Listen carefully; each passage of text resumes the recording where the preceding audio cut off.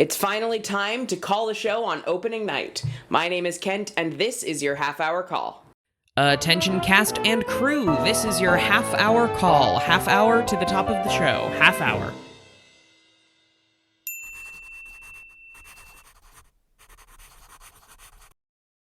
Alrighty friends, welcome back to yet another episode of the Almost Complete Guide to Stage Management. If you missed the first two videos on calling a show, go back and watch those first, because today we are putting all of that together and actually calling the show. In this case, it's an excerpt from the play that goes wrong, so we're going to make sure that everything goes right. But if this is your first time here, welcome. My name is Kent, and you are watching Half Hour Call, where we're dedicated to shining the spotlight on technical theater. So if you want how-to videos, interviews with industry leaders, and general theater updates, make sure you hit that subscribe button and notification bell so you never miss another video. We have talked about theory, we have talked about practical tips, and now it is time to put all of that together into practice so that you can be as successful as possible the first time you sit down to call a show. The first question to ask is, where will you be calling the show?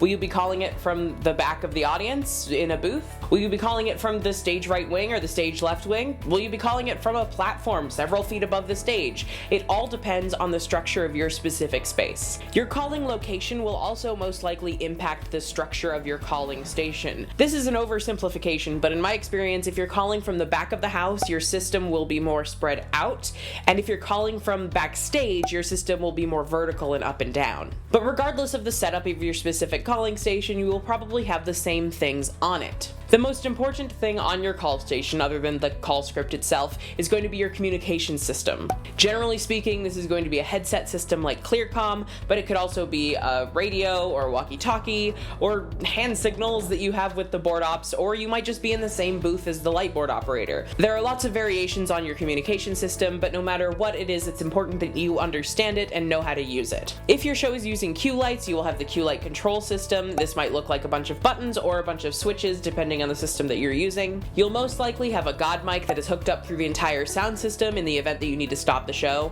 and hopefully you will have several monitors that help you watch the show and know what's going on. If you are calling anywhere but from the back of the audience, you will definitely need a monitor that shows you what's happening on stage, just like the audience is watching it. If you're doing a musical with a conductor, it's a great idea to have a conductor cam so you can stay in time with the music.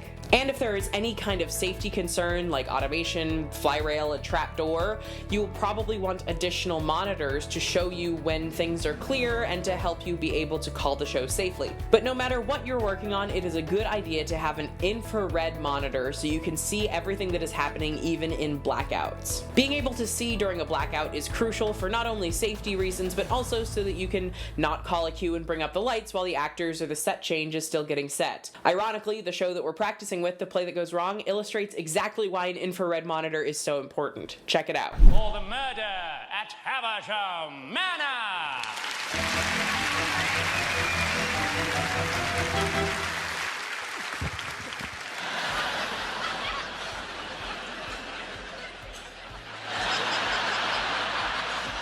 And rounding out your call station should be a personal touch, whether that is a talisman for good luck or something that'll boost morale. Personally, I always go for my stage manager duck. Everywhere that I go, my stage manager duck goes with me. It can be really helpful for tours, for something to be nice and small so you don't have to set it up every time. So the stage manager duck is perfect.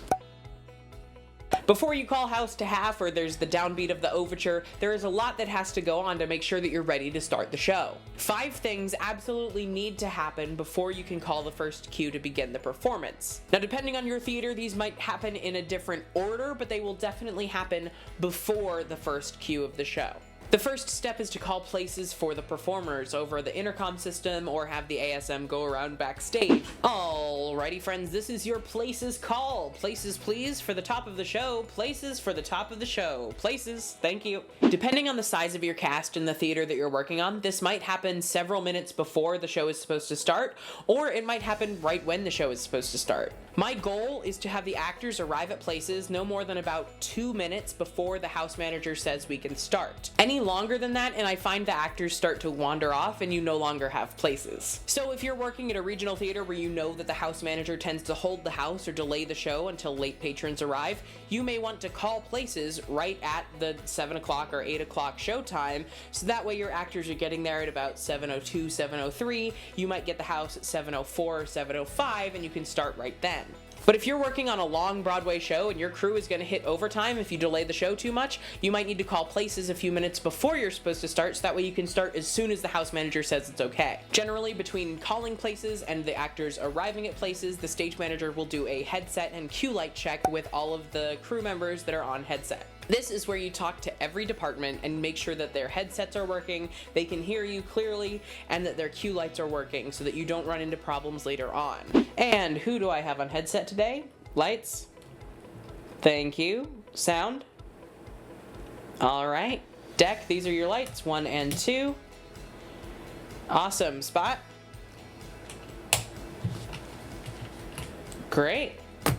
For positions that rotate or switch out or have subs in, it's a great opportunity to make sure you have the correct names to put into the report. Once all of the actors have arrived at their places, grabbed whatever props they need, and are ready to start, the ASM will confirm places over headset. And do we have places backstage? Excellent, thank you so much. At some point in all of this, hopefully just after the ASM confirms places, the house manager will give you the house, meaning that enough patrons have arrived, everyone is seated, or almost everyone is seated, and it's okay to start the show. And thank you, house. Then you will start your warnings and standbys for the top of the show and get the show moving. If you want to hear an absolutely incredible simulation of this pre-show process, click right here to watch a video created by Rob McClure and Cherie Bite. Alright, and with that we can get started. So warning lights 2 through 7, warning sound 2, warning spot picking up Chris's torso downstage center. Have a great show, everybody. Lights 2, go.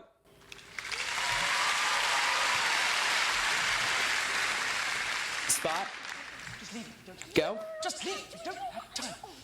Good evening. Lights 3. Ladies and gentlemen. Go. Please allow me to introduce myself. I am Chris Deed, the director of the Call Me. The first and really only quick sequence in this example, because it's a play, is what I kind of refer to as the false start, where the director Chris finishes his curtain speech, walks off stage, the lights come down, and the lights come up too early and the dead body is still walking to their place. The lights come back down and come back up when they're supposed to. Because it's so quick, I didn't want to try to say all of the light cue numbers, so I stood by the entire sequence and then called the numbers for the first cue, which is a light, sound, and spot cue, and then just called lights go, lights go, lights go for the next 3. Check it out. Christmas is the lion and the wardrobe. Standby lights 4 through 7, sound 2, and spot out. Summer musical. Cat. Anyway, on to the main event. So, without any further ado, ladies and gentlemen, please put your Lights hands 4, together. sound 2, and spot out. Not yet. For the murder at Havisham Manor. Go. Lights. Go. Lights go. Lights go.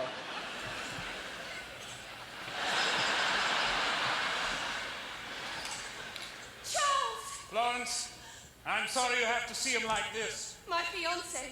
Are you sure he's dead, Thomas? I'll take his pulse. Charles gone. What a horror. And then you can get some space to calm your nerves.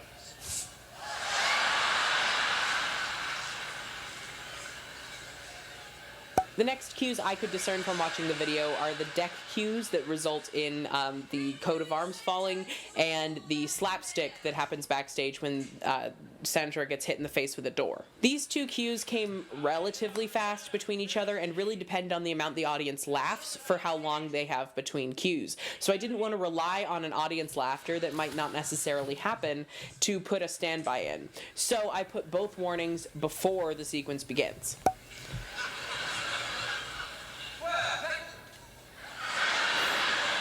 Warning, deck 1 on the red for the coat of arms. Warning, deck 2 on the green for the slapstick.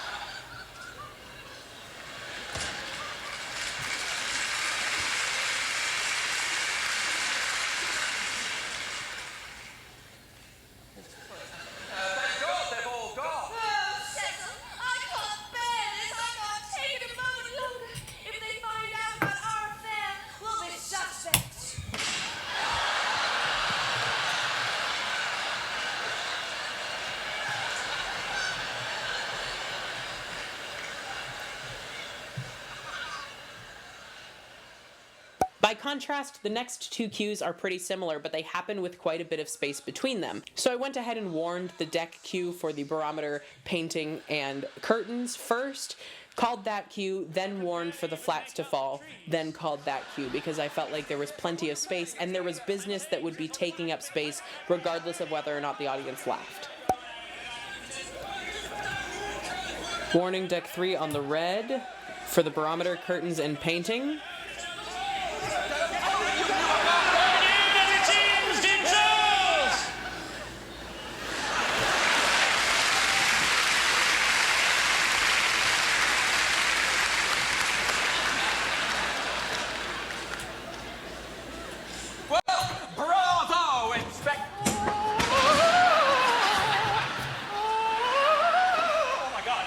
Warning, deck 4 on the red for the flats. Bravo, Inspector! You found out about Florence and I, but it proves nothing. We had nothing to do with Charlie's murder. But do you really think that we killed him? Perhaps, for now at least, we are one step closer to solving the murder at Haversham Manor.